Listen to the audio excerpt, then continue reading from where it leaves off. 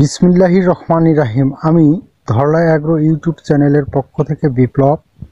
আপনারা যারা দেশ ও দেশের বাইরে থেকে দেখছেন সকলকে জানাই শুভেচ্ছা ও স্বাগতম।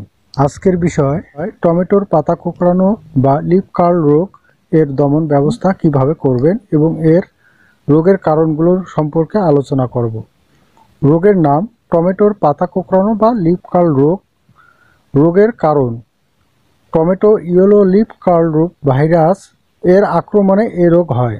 লক্ষণ: সাদামাছি দ্বারা ভাইরাস ছড়ায়, আক্রান্ত গাছ খর্বাকৃতির হয়, পাতার গায়ে ঢেউয়ের মতো ভাঁজের সৃষ্টি হয় ও পাতা ভীষণভাবে কোঁকড়িয়ে যায়। বয়স্ক পাতা পুরু ও মচমচে হয়। আক্রমণ বেশি হলে পাতা মারা যায়। গাছে অতিরিক্ত শাখা প্রশাখা বের হয় এবং ফুল ও ফল ধারণ ক্ষমতা হারিয়ে ফেলে। পাতার কিনারা থেকে মধ্য শিরার দিকে গুটিয়ে যায়। পাতা খসখসে হয়ে শিরাগুলো স্বচ্ছ হলুদ হয়ে কুঁকড়িয়ে যায় এবং পাতাগুলো পিত্তবর্ণ ধারণ করে। আক্রান্ত গাছের ডগার পাতাগুলো ছোট ছোট গুচ্ছকার ধারণ করে। গাছ খর্বাকৃতির হয় ও ফল ছোট হয়। সমন্বিত দমন ব্যবস্থা: আক্রান্ত গাছ দেখা মাত্র তুলে ধ্বংস করা, রোগমুক্ত গাছ থেকে বীজ সংগ্রহ করা, রোগ প্রতিরোধ ক্ষমতা সম্পন্ন জাত ব্যবহার করা।